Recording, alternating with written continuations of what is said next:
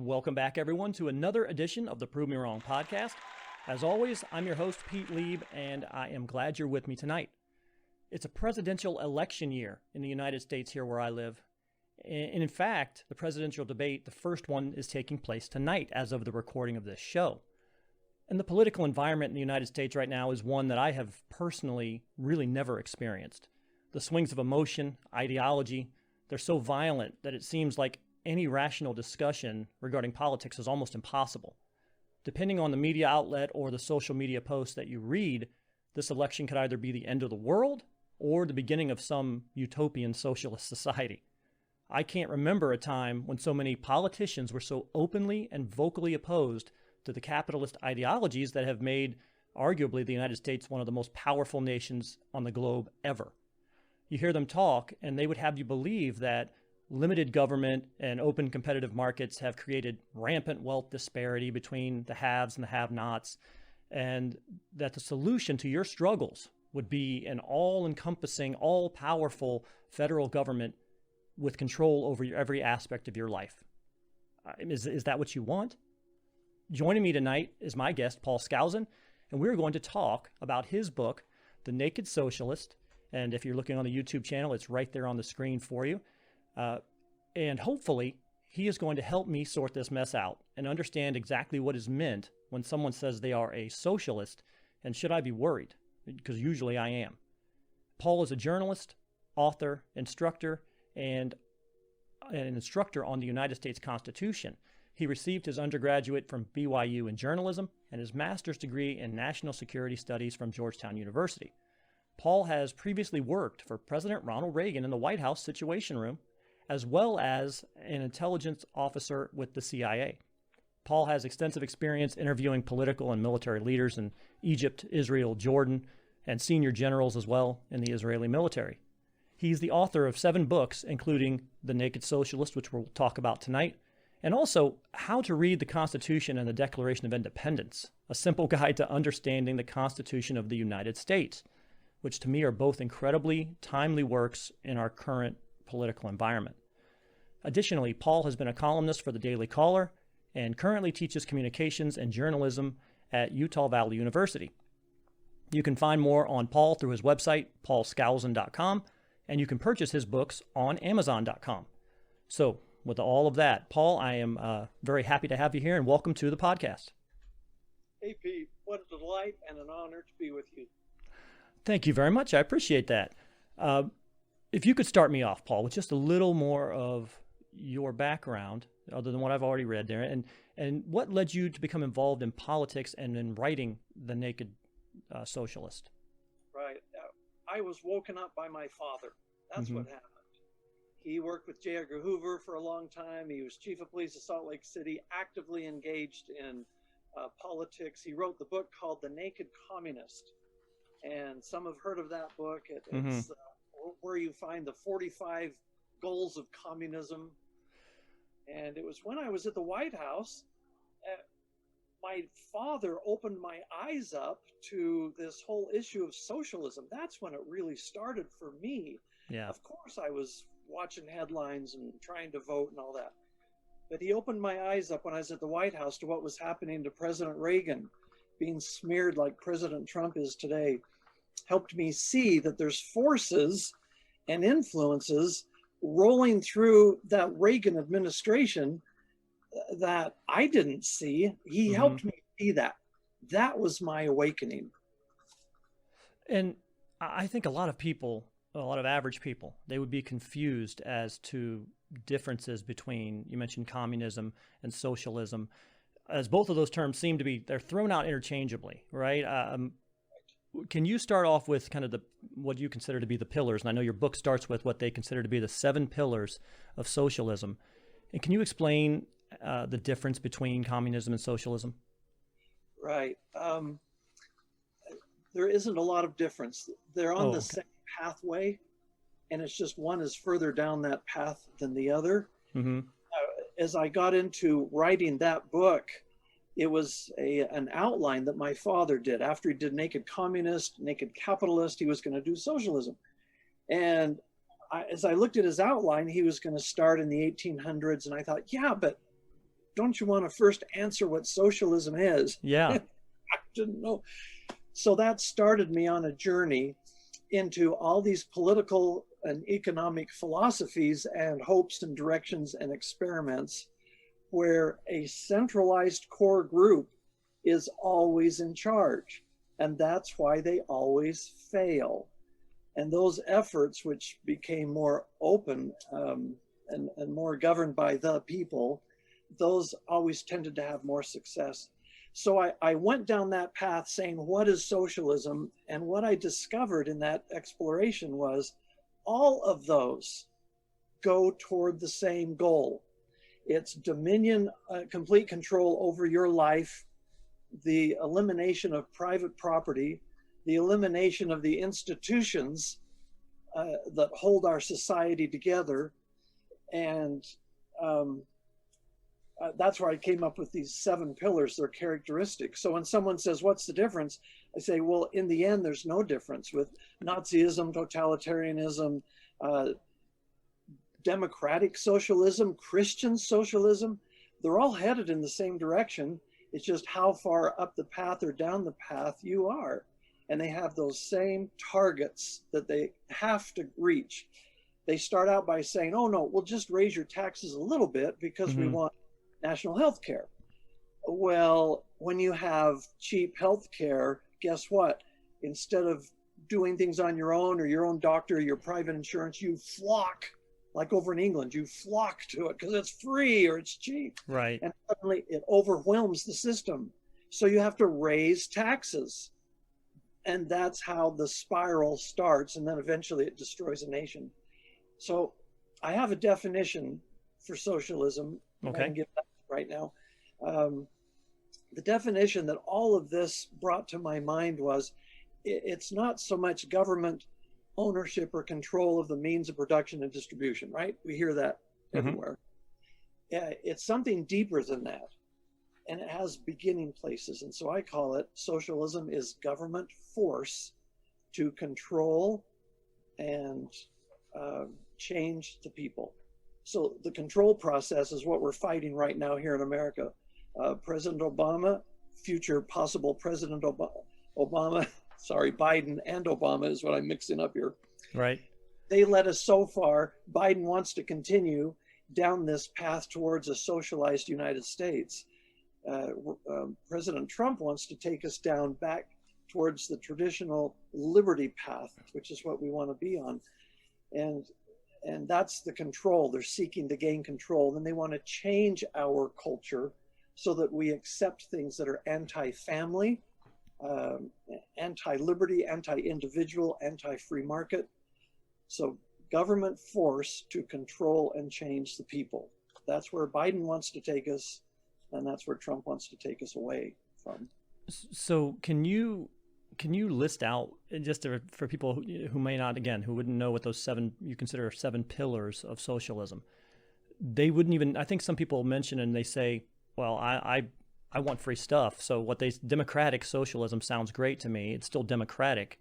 So, it's still in our democracy. They're confused completely as to what they're talking about. Can you give us a quick rundown on, here are the 7 things that you should be looking for, and when you start to see them, you are realizing that control, that taking away of your personal property by force has begun. Right. Yeah. Those 7 pillars are characteristics which you can attribute to every one of these cultures and societies, all the way back to ancient Sumer and 4000 BC, to ancient Egypt, to Greece, to Rome, even in the Catholic Church, all the way up, you can find these same 7 pillars. And where it begins is with a ruler. That ruler can be an individual, a monarch, or it can be a group of people, someone who has a lock on your political structure, a parliament working with the king or something like that. So the first characteristic of socialism is an all-powerful ruler. Now, to keep that power, number 2, you need to have enforcers. And those enforcers can be a military, a police force, it can be a set of laws, whatever it is that keeps you in control and the people following you. That's the second layer. The rulers, enforcers, at the bottom is us. That's all the masses. We do all the work. Right. Now, you just can't do that without getting the people to rebel and rise up. And so how do you pacify and keep them following you? So a third characteristic of socialism is you make the grand promise. I'm going to make everything fair, you know, take from the wealthy and give to the poor, and everybody, you know, can even things out, distribute the wealth, you know, it's only fair. Well, yeah. That sounds real good, doesn't it? to the poor and everybody. So that's the third characteristic, is they make this vast promise, and you're going to hear a lot of those in this presidential campaign coming from the left. Now, the fourth one, in order to make that happen, in order to take from the rich and give to the poor, you have to control the market, and that's regulation.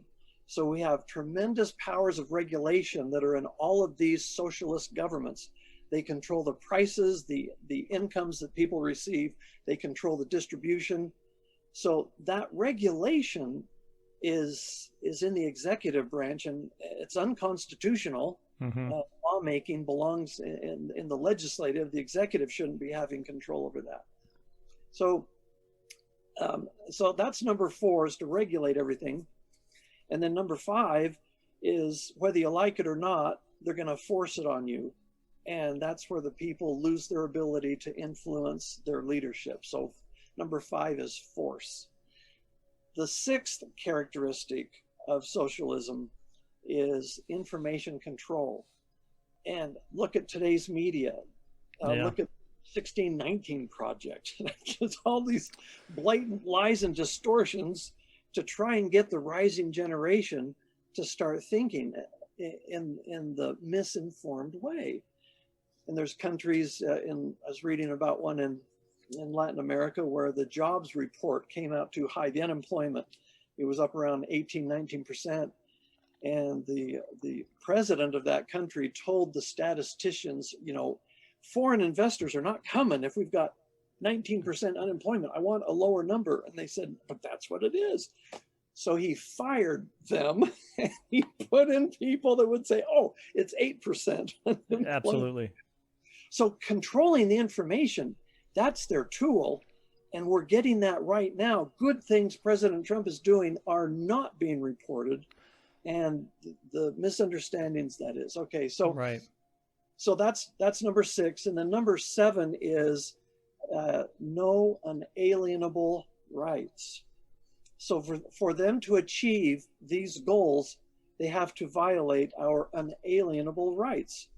And people say, you know, you hear that term and you wonder, well, what does that mean? Okay, real quick. You're a sovereign individual. You're not born a slave to anybody. You have the freedom to choose. Mm-hmm. Choose anything you want. That's unalienable. You have the freedom to acquire property, to develop it, to dispose of it. That's your unalienable right. You can associate with anybody, a religion, a church, a marriage. You're equal in all of your rights. You have the right to defend yourself. You have the right to show compassion, to think abstractly like a religion, believe in God and act as you understand God would want. That's an abstract idea. These are all unalienable rights. Even the right to fail is an unalienable. Exactly. So those that I just listed are abolished in a socialist society. You're not allowed to fail. You're not allowed to succeed. You're not allowed to build what you want except as the government dictates. That's what we're up against for the election this fall. Well, I would even say that's what we're in the midst of right now, right? The grand promise, control the market, forcing just with the COVID lockdowns, forcing the masking, forcing all the 6 foot, just things that didn't seem to really have a whole lot of science behind why they're doing it. But it's a way, we're going to force you to take people being, because we see it all over the world. You see it in Australia, even not even just here. People are being put in chokeholds and arrested because they weren't wearing a mask in the outdoors, spaced appropriately outside, and they are being arrested for that. That to me was unimaginable. That reminds me of Tehran. An American tourist goes down the main street there, and she's got on shorts or her head is covered, and here comes the modesty police with automatic weapons screeching to the curb to force her to either get dressed, get covered up, or into jail. I've seen that for decades, and now I'm with masks. Yeah, people, and there's a video that just went past where a woman was sitting in a stand watching a football game, I think, and she was 10 feet away from anybody else except for her family. She didn't have a mask on, and they arrested her and took her away. You're outside 10 feet from everyone else. So I see things like that, and that's what really triggers me, because everything you pretty much said there is terrifying to me. But what would the counterpoint be by an advocate of socialism, say Bernie Sanders, who this guy has come a whisker from the presidential nomination 2 times in a row, and if it wasn't for his own party, he would have been running for president on the last 2 times in a row. What is he saying, or what would he say that would appeal to people? How does he have this enormous popularity and basically be, even now, he's still driving the party. He's endorsing Joe Biden, and Joe Biden is adopting his policies. What is he saying, and what is the apple that he's offering? Right. What he's offering is absolutely nothing new. Every socialist regime that rises up, they sell, or rather they buy your vote by selling their product. Vote for me, and I will give you the following freebies: national health care, and they're not going to mention the Green New Deal and its $4 trillion price tag. And so they'll offer lots of things, and that happens everywhere. All socialist nations, they have this free basket of goodies that are offered. So Joe Biden, Bernie Sanders, that's their pitch, is we can give. And how are we going to give? We're going to take from the rich and those greedy, rotten, dirty people, and we're going to give it to you. That's how they pull it off all the time. And then this amazing outrage also. Then there's just this amazing outrage about when people say use the tax code appropriately, right? And whether or not it's fair or not, the tax code is structured X way. I have filed that way to be the most beneficial to me. And now people say, well, you didn't pay your fair share. What is that? What does that mean? What does that word mean when I played by the rules of what the tax code is? That argument always just makes me laugh. It so frustrates me because people turned a blind eye to what the wealthy do with their money. Is it all in a vault? No, it's invested in companies, in stocks to buy it. They purchase really nice things that gives those people jobs. That money goes out into the economy. It's like that old saying goes, I never knew a poor man to give another man a job. Yeah. So in terms of, when you were talking about your father's work originally, and he had started kind of his book in the 1800s, how far back, what's the history of socialism? What are some of the more prevalent societies that you know of that have tried this in the past? Have any of them ever worked? All I've ever seen is anything is, I'm thinking of Venezuela, which is just it's on fire. I mean, it's a terrible failure. Has that ever worked?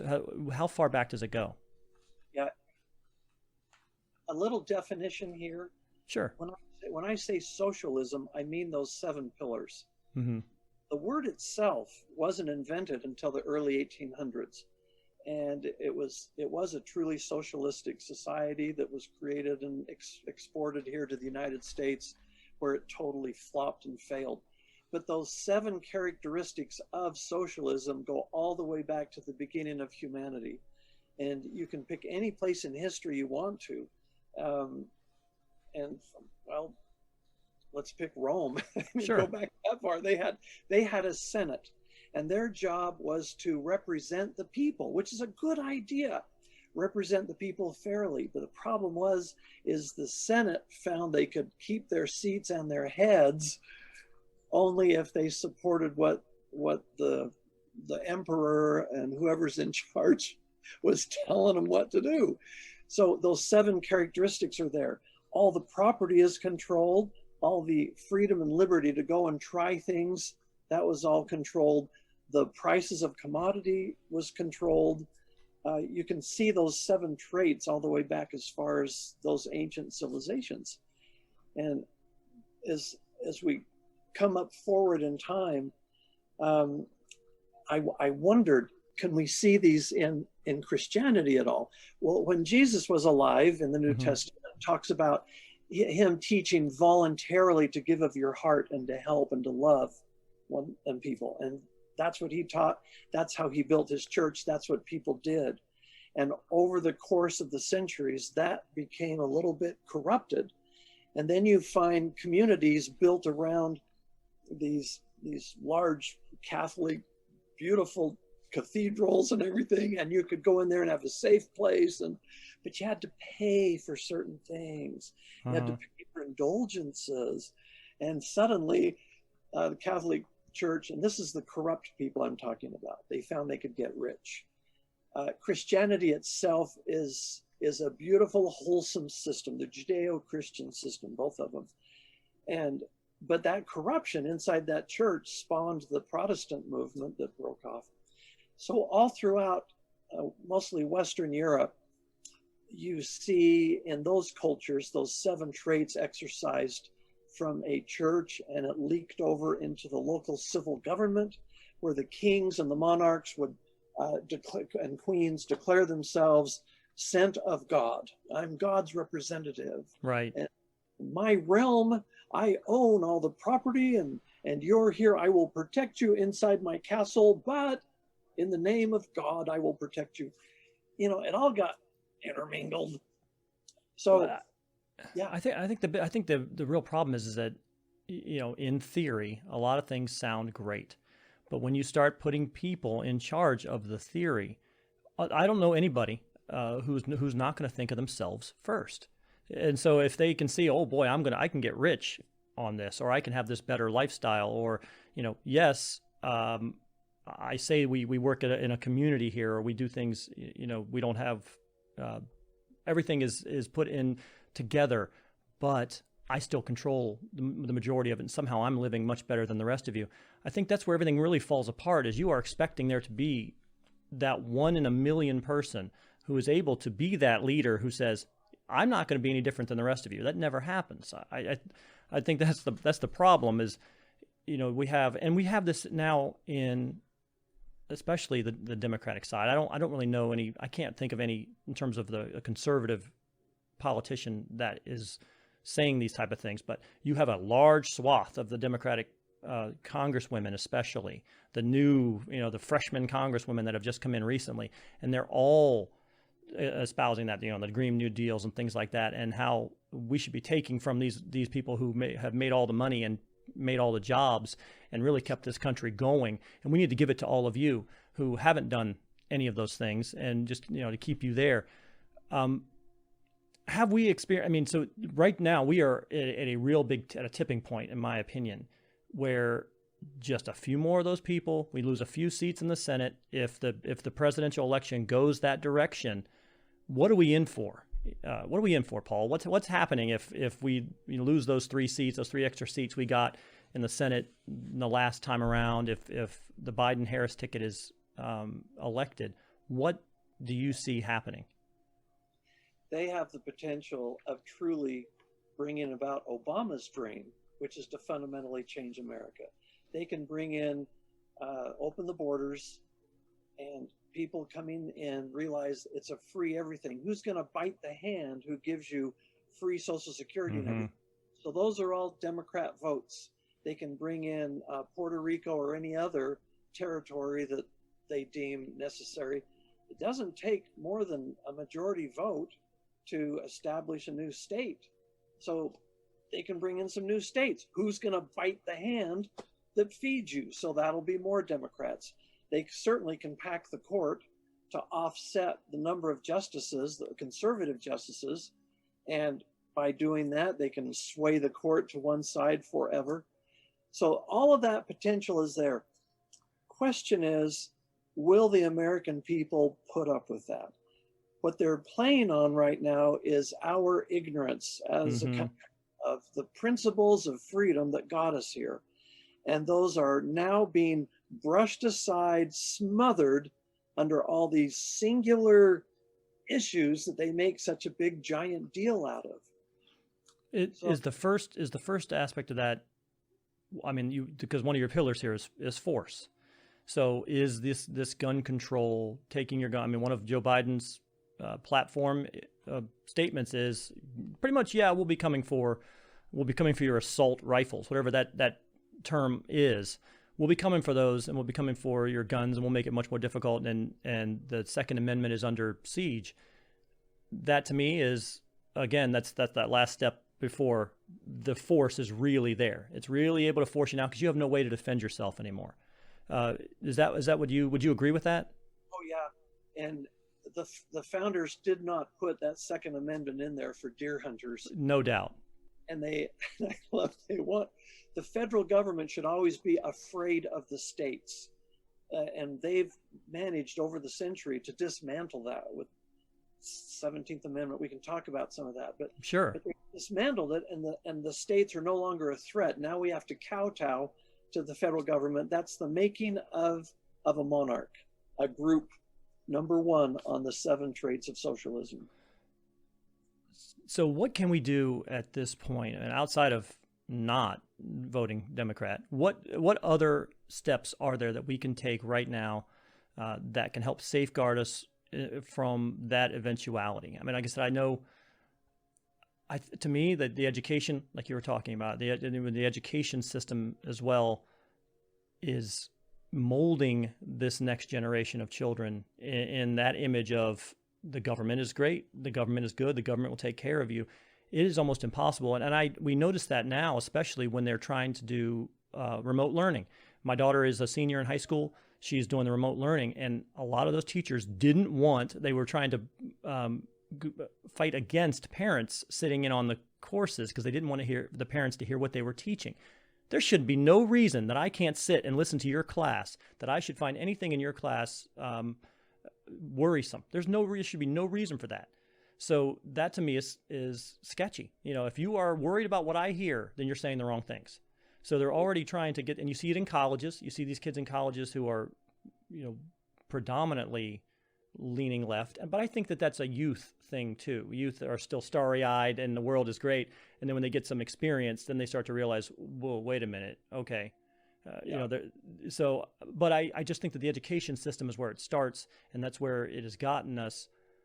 And people are busy, and so they don't take as much time as they used to teach their own children their own sense of values. They let the teachers do it, and those things are all just kind of stacking up. What do you think is a step forward that we can take right now to start reclaiming some of our independence? Right, those steps forward fall heavily on the shoulders of parents. Yeah. And in my lifetime, at least, maybe yours, there was a day when mom stayed home and taught the children, right? And absolutely. And taught values with friends, and this is right and this is wrong. In the school system, my older brothers, in their period of time, they were out in California. They opened every class with a word of prayer from a different student. So they heard Christians, they heard Jewish people, they heard non-faith people giving just a nice quote. They heard everyone's differences, and they learned about those and were able to put a face on it. So religion wasn't something to be afraid of. And today in our culture, that's been eliminated. So where does our top arbitrator in our lives and in our culture, where's that top arbitrator now? It used to be God, meaning the Bible, and now that's been eliminated. So we fall down to the next layer, which is just an activist Supreme Court, as far as our country goes. They're deciding what these values are. So I think the steps forward, I think our country, whether Biden goes or not, and whether this liberal tsunami sweeps, progressive tsunami sweeps most of our culture out of the country, whether that happens or not, we need to start with establishing what the founding fathers said was first of all things, and that is a moral code. And that moral code comes out of the Bible. So it's the basic fundamentals, the 10 Commandments. There's 100 statutes of Israel, where a lot of laws come out of Exodus, Leviticus, Numbers, Deuteronomy. It's Sermon on the Mount that Jesus taught. It doesn't mean we're all walking around in priestly robes chanting our Gregorian chants. That's not it at all. In our hearts, we're not looking to cheat and steal and kill to get ahead. We're working creatively to work the system without violating other people's rights. So if you don't mind here, so this little book, How to Save the Constitution. I did that because I'm so tired of all the books that say how bad things are. Right. It just gets me depressed, and I wring my hands. I don't know what to do, and I get mad at my wife. I kick the dog. I'm mad. Well, what can I do? So I sat down, I took my father's works, anything else I could find, and looked at the founding fathers. They knew we would get to this point in our cultural evolution where we would be so prosperous, our attentions would be so turned away from real principles, we would be focused on things and opportunities and the benefits of liberty and ignore the source of liberty. They knew we would get there.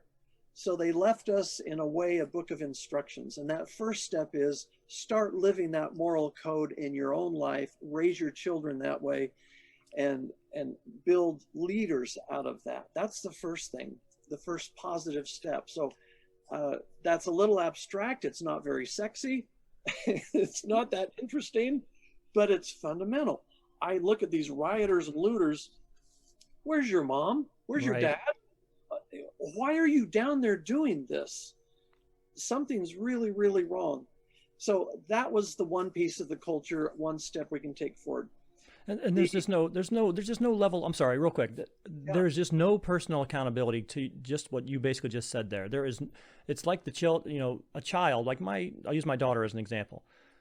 Yeah. I would buy her things as a child, and she would break those things over and over and over again. She would break them, and she would just expect me to replace it. I had to replace what she broke. And then eventually I stopped replacing it, and then I said to her, well, now you have to actually purchase it yourself. And oh no, she replaced it herself, and suddenly those things weren't broken anymore.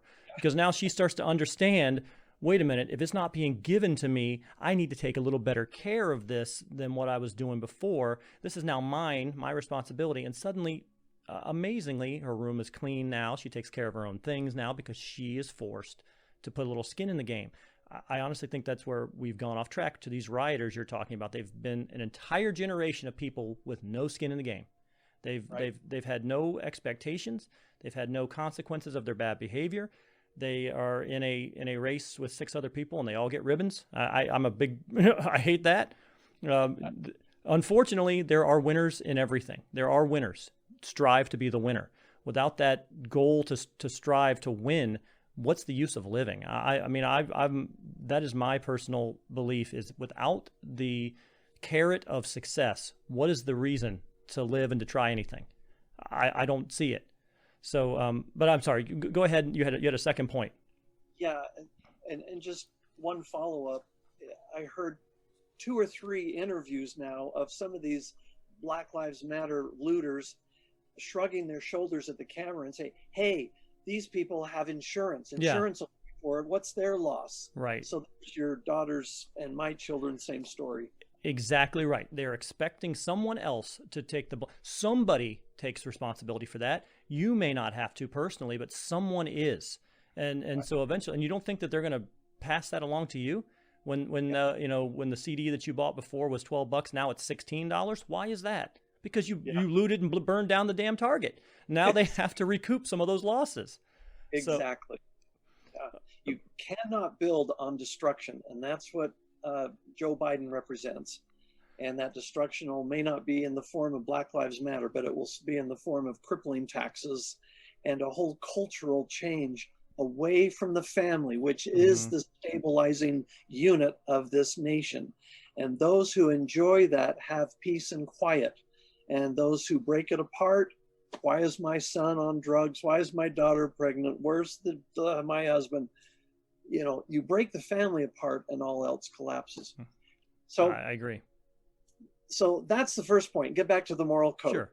And we need to teach that. When we were ordered by the Supreme Court in 1961 to stop teaching values out of the Bible, 1961, those children are now those in position that are furthering this corruption and decay. So we need to get it back where we can in our homes.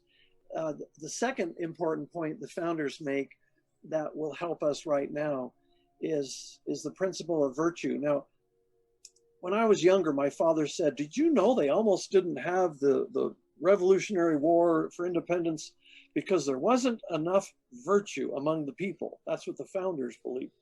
When I heard that, I thought, no virtue? What are they, sleeping around together, not getting married? What does virtue mean?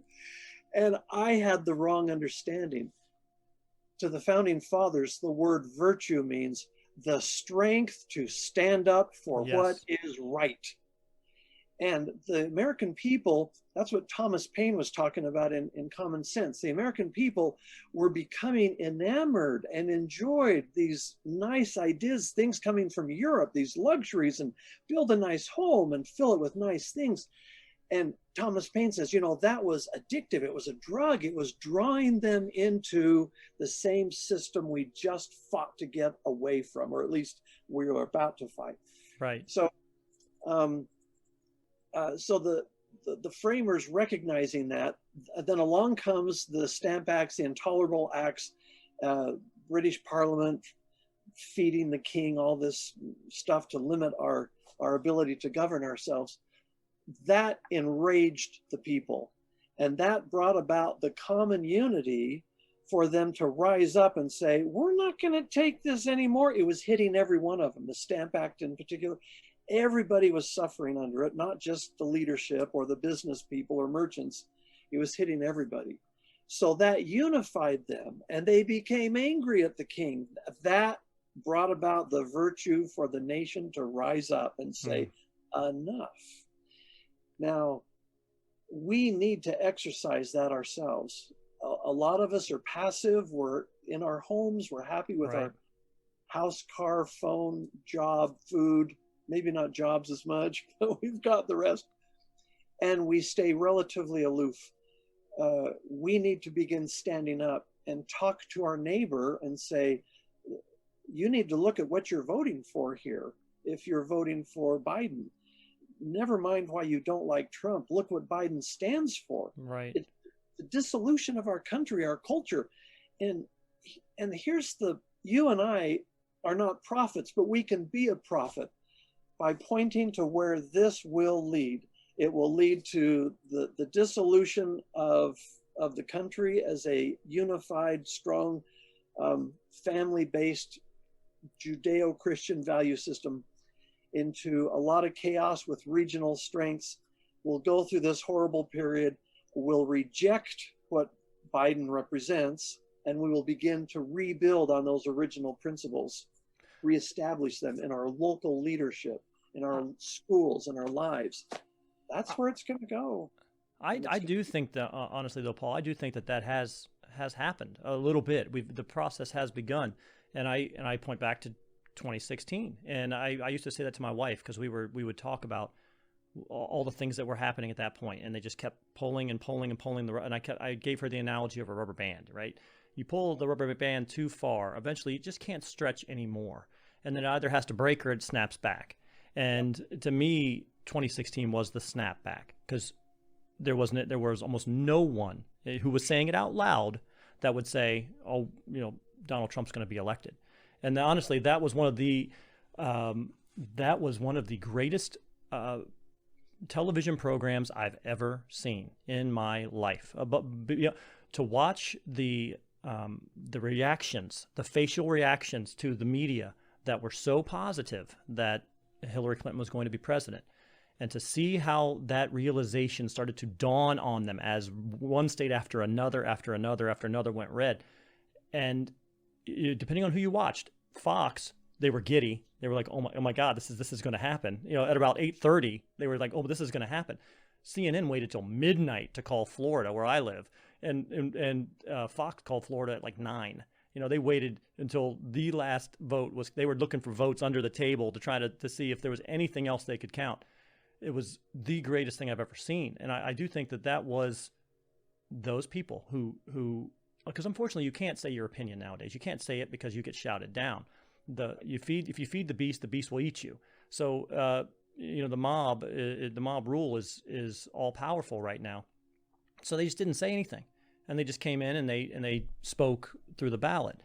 So I do think there's a little bit of that that's already started. And now it's just a matter of trying to keep the wolves at bay, keep that, because now they've come back even harder. Now they're huffing and puffing and trying to blow our house in again, and you just have to keep them at bay. And I'm glad that you showed me your book on the Constitution, because I did want to touch on that just for a bit, and your book about how to read the Constitution and understand the Declaration. Because again, not only with the presidential debates and the election that are coming up, we are also in the process now of another Supreme Court justice nomination. And that always comes with a certain amount of teeth gnashing and, about some of the interpretation of the Constitution. What's this person going to do? What's, this way or that way? Is the Constitution really that hard to interpret from your point of view? That so many, and what can they really do? Say, I believe her name is Amy Coney Barrett. I believe is her name. Say she is confirmed and she becomes part of the Supreme Court. I've seen posts that, oh my God, the Roe v. Wade is gone. I mean, like the first thing they're going to do is to walk in and say, okay, we have three of the five now. Well, boom, that's gone. That isn't the way it works, right? I mean, isn't that the problem with most people? They don't understand the way things work. What is it? How hard is it to understand why all this interpretation between politicians on how the Constitution is read? The confusion has been injected by the Supreme Court primarily. Yeah. Yeah, the Constitution is quite plain and simple. Most people don't read it. It's nothing to be afraid of. You can read it in a half hour. Do that instead of watching the halftime at Super Bowl. Read the Constitution. I do every few weeks I'm going through it front to end. It's not that complex, but people fear it because they've been told it's complex. The issues inside our political world right now is that the Supreme Court has been redefining or amending the Constitution through its decision-making powers. So they will take an issue that the 10th Amendment clearly says, this isn't in your jurisdiction. It's not in the Constitution. So send it back to the states to resolve. And the Supreme Court doesn't. They take that issue and they use the 14th Amendment, which I think is the worst amendment of all when it comes to this. They take that amendment and say, well, you're passing a law that violates the privileges of a citizen of the United States, and you can't do that, and therefore we declare that you're wrong and this person can go ahead and same-sex marriage and abortion. Those are issues that belong with the states. That's where the founders wanted them to be. So when people think of the Constitution, they think they have to plow through all of this Supreme Court minutia. And that's not necessary as a starting place. That's actually what I had a conversation with someone about that, and I did say to them, so what would happen if they did, quote unquote, overturn Roe v. Wade? It would go back to the states, and the states would be responsible to vote on whether or not you want to have abortion in your state. What is wrong with the people in your local area, in Florida, in California, in Ohio? What is wrong with those people saying we do or we do not want that in our state? Personally, I'm okay with them doing it down even to a county level. I don't care if the people of I live in St. Johns County. If the people of St. Johns County decide we do not want abortion in this county, then there's no abortion in this county. Or if they decide that they're pro-choice in this county, then there is. The people have spoken, and that's what makes life great. That's what you want, I would think. You don't want this all-powerful person saying, this is right and legal across the country. So I don't know. It frustrates me because you're talking. They're kind of doing. They want this vote, and then they use the presidential vote as their linchpin. Well, the majority of people voted for Hillary Clinton. Well, that's not the way it works. It's like, well, they had the presidential election. No, they had 50 of them. They had 50 presidential elections, and each state had their own election, and they all get to say, okay, this is who we select. And then there's like, well, the majority picked Clinton. I said, no, there were 50 elections. 30 of those elections were for Donald Trump. He won out of the. You seem to think the worst thing we could do is put a popular number, the total number of people, and confuse people, because then they think it's just a popularity contest. Whoever gets the most votes wins. When in reality, there are 50 individual elections going on, and if one person wins 30 of them, they're going to win, regardless of whether 100% of California votes for Hillary Clinton. This debate is not a new one. It goes all the way back to the convention, the federal convention in 1787. Yeah. Small states were worried about the bigger states bullying them on every single issue and shoving the president they want into their lives, and they had no say. So the smaller states said, we got to have a better solution. So that solution showed up as the Electoral College. And so the smaller states are not bullied away. And it showed up in our representation, the House of Representatives. Yeah, the bigger states have more representatives. The smaller states have fewer, but they all have 2 senators. That's the equalizer. In the Electoral College, you get as many votes as you do representatives, and 2 more votes for senator.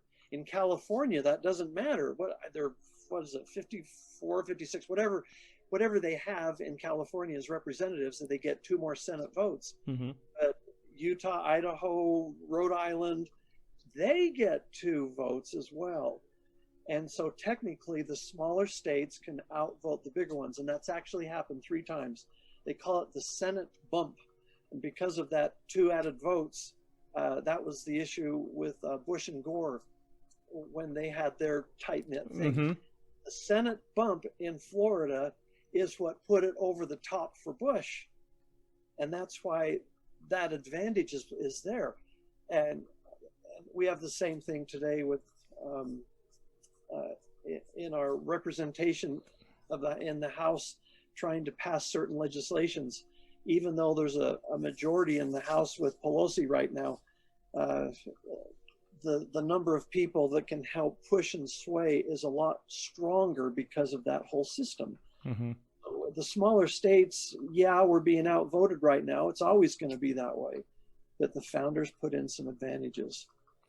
So they thought through this stuff really well. I mean, that's amazing to me. I mean, it honestly is. I mean, the forethought, because you have no idea what the country is going to look like in 200 years. Just in the last 50 years, just think 50 years ago, what were we were watching black and white televisions and listening to vinyl records. I mean, we had, the computer I'm sitting at right here was the entire room, and it could do maybe 1/8 or 1/20th of what my phone can do right now. My iPhone has more computing power than the Apollo astronauts did, and they went to the moon. So how could they have possibly? It's amazing. It's almost Nostradamus-like that they could see that far and that clearly as to what would happen. And that's one of the reasons when anybody says the Constitution is antiquated, it's old-fashioned, we got to replace it, that's when you slam your feet down, put up your hands, and you say, you don't know what you're talking about, because the Constitution embodies human nature and true principles that are eternal. And these ideas go all the way back to ancient Greece, and they'll go all the way. There's nothing that changes in that balance of human nature and politics. You got to keep the politics under control or your human nature gets crushed. That's what the Constitution does for us. And most people don't know that, and they're being told it's old-fashioned. People say that to me, and I say, oh, okay, well, tell me which part of the Constitution is old-fashioned. Yeah. Well, Second Amendment, Electoral College. Yeah. Okay. What else? Talking heads. On that point, though, can you had mentioned some of the amendments to the Constitution that you felt were inadequate. Can you kind of give us a rundown of a couple of the amendments where you really feel like that's where the socialist agenda has started to creep into our Constitution? Right. The 16th Amendment, of course, that allows the government to reach into your own wallet or purse and take your money. The founders never wanted the federal government to have that power. They wanted them to tax everyone equally if they're going to tax, but all of the rest of the taxation should be by the state, because the state has needs. So if the federal government sucks all the money out, what's left for the states? So the 16th Amendment has totally upset that process. It established a central bank now, which is a private business making profit. And it's not been cleanly audited. It's partially audited, but who knows where all that money goes. So the 16th Amendment needs to be repealed and put the federal government back where it belongs, earning its money fairly or on import duties, all the other things that the founders gave it. The 17th Amendment is what destroyed representative government. We used to have, you and I, we go to our local legislature member, you know, our House rep or our senator, and we complain. We say, hey, I don't like what's going on. And our representative goes to the legislature at their regular meeting in our capital city, and they talk it over. And then they talk to their representative to take their concern to Washington. That's supposed to be the senator. The senator is supposed to be chosen from among our state legislators to be their representative. And I know ours, when, you know, I've got Mitt Romney, he's from Utah. If we were under that system, when Romney voted to impeach Trump, we could have complained, and our legislature could have said, Brother Romney, you're fired. Get home. Your replacement will be there in 2 weeks. We could do that. We had that control. But when the 17th Amendment came along, it changed that whole system so that today a senator is elected on popular things, just like the House of Representatives. If we're heated up over some issue, where does the senator stand? And you vote based on that. The founders wanted a calm, enduring presence in our federal government that would look out for the problems of the entire nation, not just the individual states. So that form of representation has allowed more and more corruption and more centralizing of power to occur. So we need to repeal the 17th and allow our state legislatures to pick our senators. So 16 and 17, and the 14th I mentioned, that was one of the healing ones, 13, 14, 15, after the Civil War. It was a well-meaning one. The 13th Amendment wasn't enough, at least it wasn't working as well, to give the former slaves all of the rights to go vote and go open a business and participate in the society. So the 14th Amendment came along to try and repair some of that. And there's two things in there that have turned out to be very damaging, proof that the 14th really was poorly thought through. And the one is what we call the anchor baby. All you have to do is you're supposed to be a citizen, right? And the second one was any state that passes a law that the Supreme Court believes violates rights can be invalidated.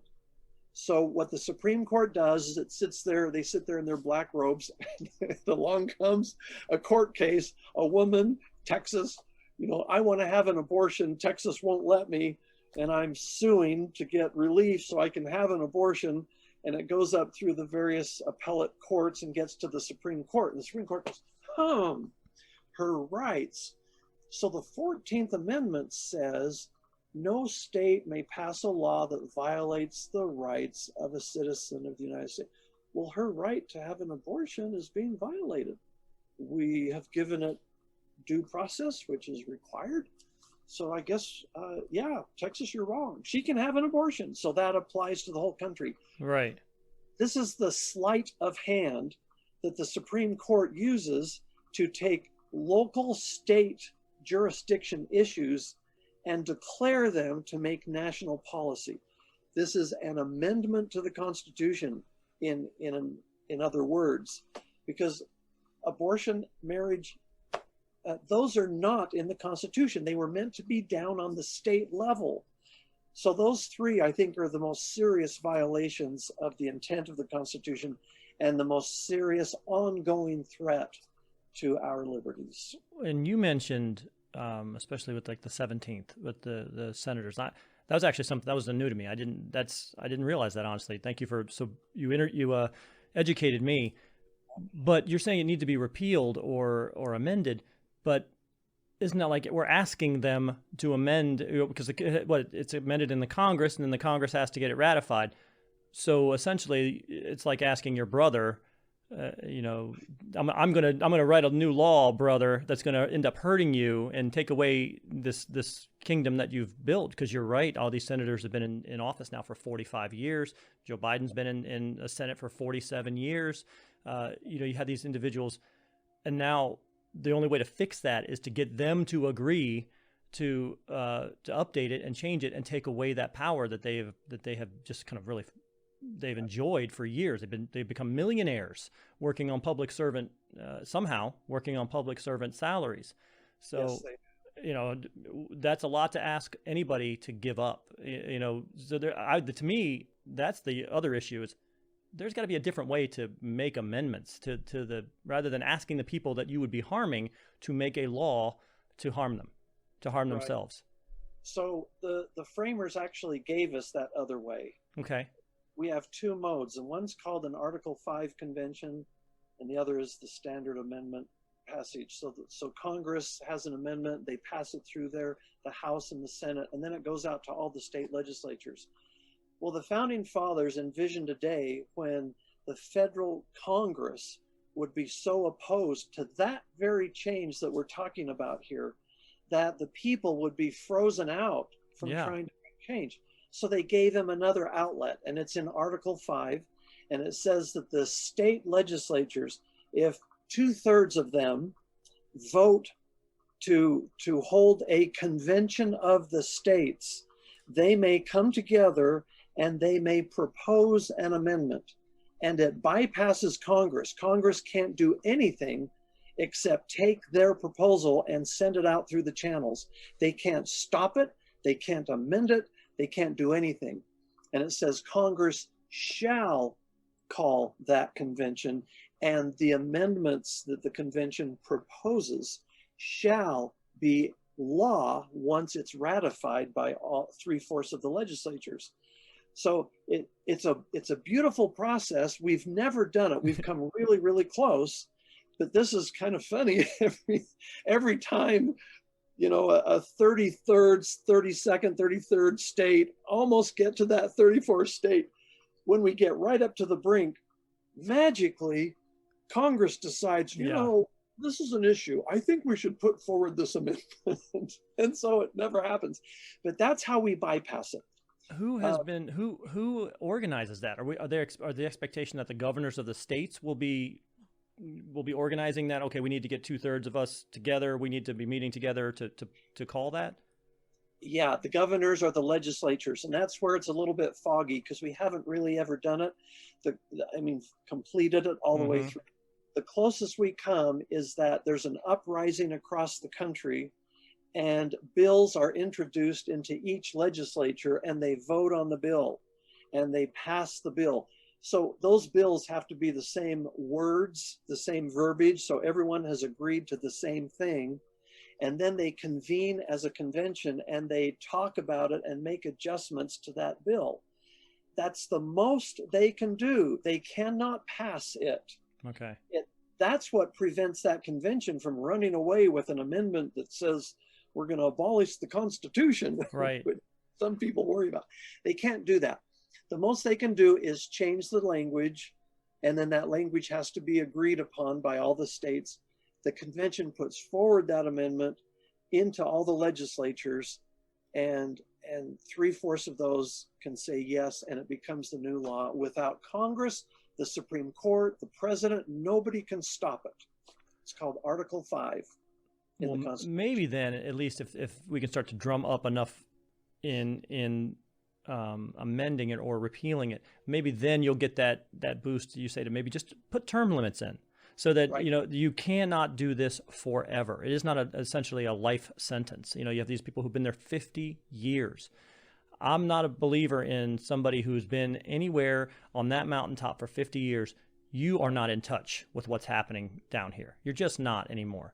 You have no, quite honestly, I honestly think that the Supreme Court should be life or 20 years, whatever comes first. Because, you know, Ruth Ginsburg, she was in her mid 80s, upper 80s. To say that, I mean, does she know how to use a computer? Does she know how to do? I mean, and it's just more, as you become a certain age, you start to lose touch with what's happening down below. And so at some point you need to have a fresh face, fresh ideas, fresh people come in just to shake it up. And here's an example of the brilliance of Thomas Jefferson, who saw what you just described. He said, we have no check and balance on the Supreme Court. Yeah. They're going to turn into a monarchy of kings or queens, and they're going to tell us what to do. So that was what he thought was one of the greatest flaws when the convention adjourned with their document, the Constitution. That was not fixed. Well, he had two suggestions. One of them was what you just said. You do give them a term, so that the justices are aware that if they get too radical, they won't keep their job.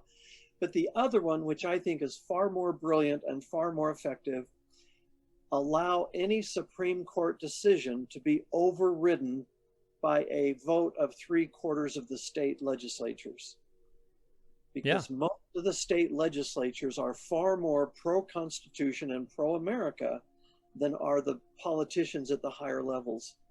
So if we don't like the abortion decision, then let 3/4 of the states vote on it in their legislatures and see if that's what the people really agree with.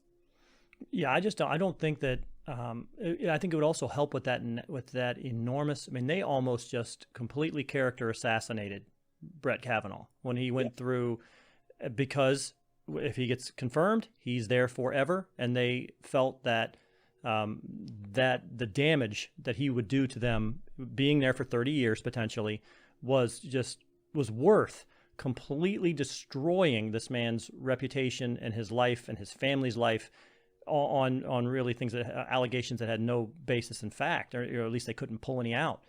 So I think if you said, okay, yeah, this person's being confirmed, but they have 15 years, they have 20 years, you know, it's not a 40-year thing. You know, I think Ruth Ginsburg was in the early 90s, so that was, 30 years ish.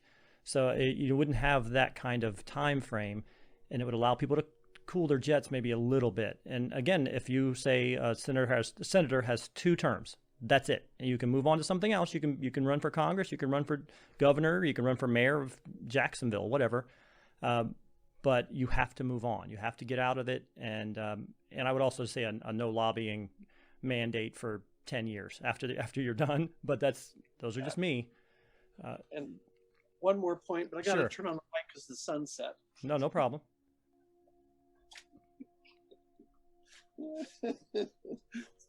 Yeah, we got mountains around here. The sun goes down early. Yeah, if there were, I was just going to say, the unfortunate and sad part about the evolution of our Supreme Court is it was not supposed to be this way. These were supposed to be individuals that understood the Constitution and would apply it to the laws. And unfortunately, that disintegrated pretty fast. And they started to, because the president could pick them, they started to pass things that would be favorable to the president and to show support, or they were chosen because they believed that. But if I can just go back to the Old Testament for a second, you read the story of Saul, and he was the first king there in Israel, King Saul, and then afterwards came King David. And the Israelites had been running under prophets all the time. These prophets were guiding them, telling them what to do about preparation wars and all that. Well, they wanted to have a king like everybody else. And so the Lord told the prophet, if you're going to have a king, these are the qualifications. First of all, he reads from the law every single day. Secondly, his personal life is not corrupt, and he is a good person, and he obeys the laws of God. And third, he labors with his own hands to bring about his own needs to live and have a job, and goes down a list of about 8 or 9 things that a good king should have.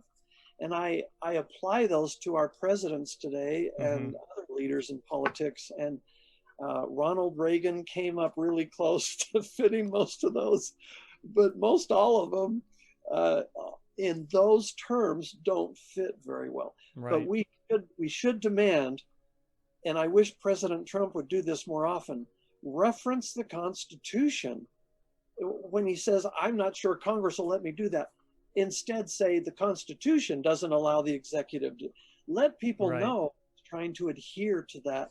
And same with the Supreme Court. I like how they're saying you're not president for 3 3/4 years and you stop, appointing a Supreme. I like them saying the Constitution says appoint.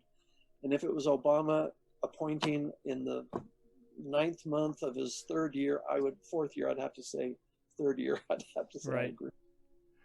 Well, I've taken you a little bit long, but my last question, if it's okay, with the first presidential debate is scheduled for tonight, and we're going to have maybe a couple more.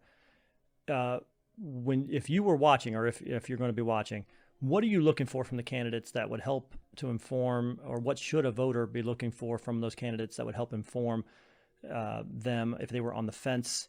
What should they be looking for tonight? Anything that you'll be eager to hear? Yeah.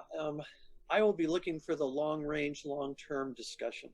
There's too much talk about what candy can I give you right now to make you happy. I already got that part. I want to hear the long-term security and prosperity ideas for the United States of America. So I want to hear out of Biden, I've heard the $4 trillion Green New Deal. So that by itself should scare every American to death. But that's what I'm looking for tonight. I hope some of it comes out. I kind of doubt it, but our culture wants to hear the fires and the sexy stuff. But so tonight I would hope that both of them will give the long range plans. And if I could counsel both, that's what I would suggest. Tell us how you're going to move America forward. Don't just feed my own fetishes on it. Good enough. Well, thank you so much, Paul, for joining me tonight. I really appreciate it. It's been I've had a lot of fun on the discussion. I hope you have. I know you've been busy grading papers today, so I appreciate you taking some time for me. Is there anything else that you're currently working on that you would like to take a moment to plug? Any other books in the works or things like that? Yeah. I have one coming out here pretty soon. I hope to get it finished. We hear people say, well, you get the Constitution explained in the Federalist Papers. Who's read the Federalist Papers? Well, those are filled with beautiful principles and doctrines couched in long-winded sentences and big words, and it's hard to dig out. So I'm about halfway through doing a book called The Federalist Papers Made Easier. And that's with some of my father's writings. That'll be coming out. And then a few other works coming along. Let's see. I don't know if I should bore you with some of these, but my father, I mentioned The Naked Communist. Yes. Wrote, that's a great book to look at. It has the 45 goals of communism in there. Wow. And if you and I had more time, I would like to touch on some of those, because he wrote those in 1961, and all 44 of the 45 have all been fulfilled. Second book, The Making of America. In here you can find every single right of our Constitution explained with quotes from the founders as they talk about the reasoning why we wanted that right. There's no wasted words in the Constitution. They all mean something and say something. And he gives that detail in here. It's a big, heavy book, but it's a Bible for those that want to know. And I was afraid people couldn't get those books because they're so hard. Another one, The 5,000-Year Leap that he wrote. And that's why you showed this already. But How to Read the Constitution is a good place for all of your listeners to start. If you're worried, how do I engage in the conversation with authority? Where do I start? Just reading the Constitution. Well, this little skinny book is how to do that. So that's all the plugging I'll do for tonight. Well, thank you again. Once again, you can find more on Paul through his website, paulskousen.com, and you can also purchase his books on amazon.com, all those books we're talking about. And Believe me, I would be willing to come back on again and talk about the Naked Communist as well. Even the Naked Capitalist. I think all of those things are, a lot of people do not, they only know what they are seeing on their computer screen. You know, if the computer screen tells them something in a meme, and who the hell knows if that's real or not? It could be photoshopped. It could be, you know, Donald Trump's face with a Hitler quote, and they're trying to attribute it to Donald Trump. You can't trust anything you see online anymore.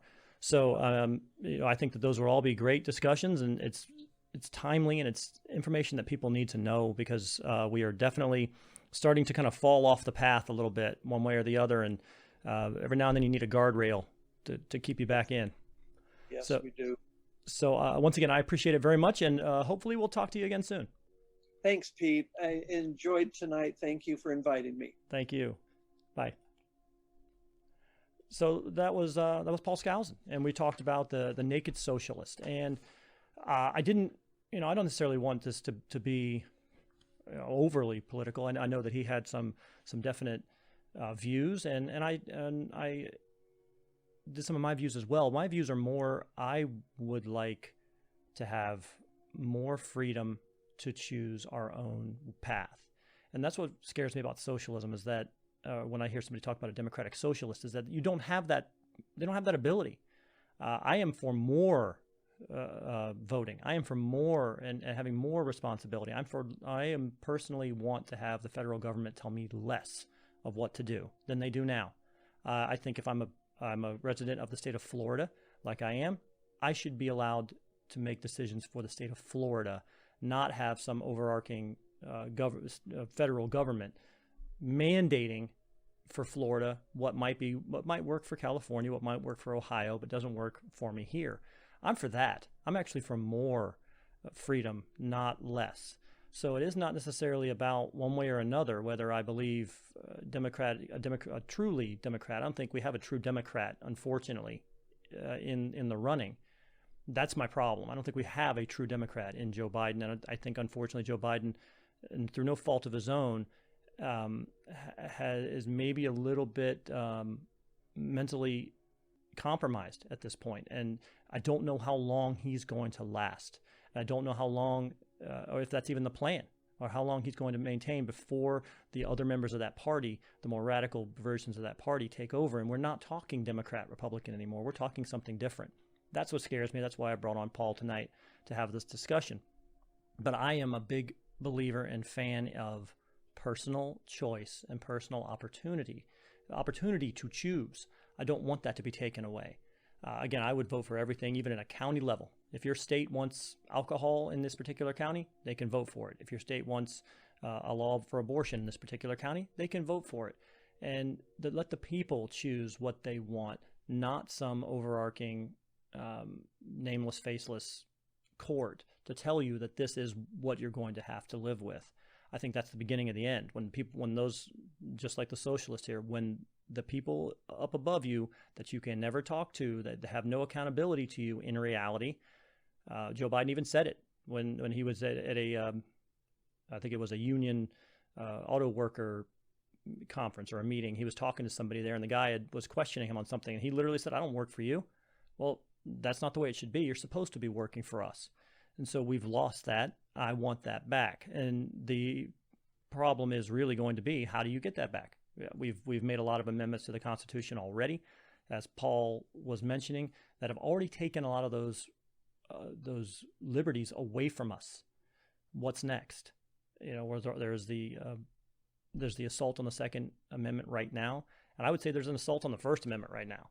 I think that we are in a big struggle right now with being allowed to speak freely, to, you know, the right to bear arms. All of those things are under attack. And so as you're voting, as you are watching the debates, be mindful of what they're selling you, what they're trying to give you. Nothing comes for free, folks. Nothing.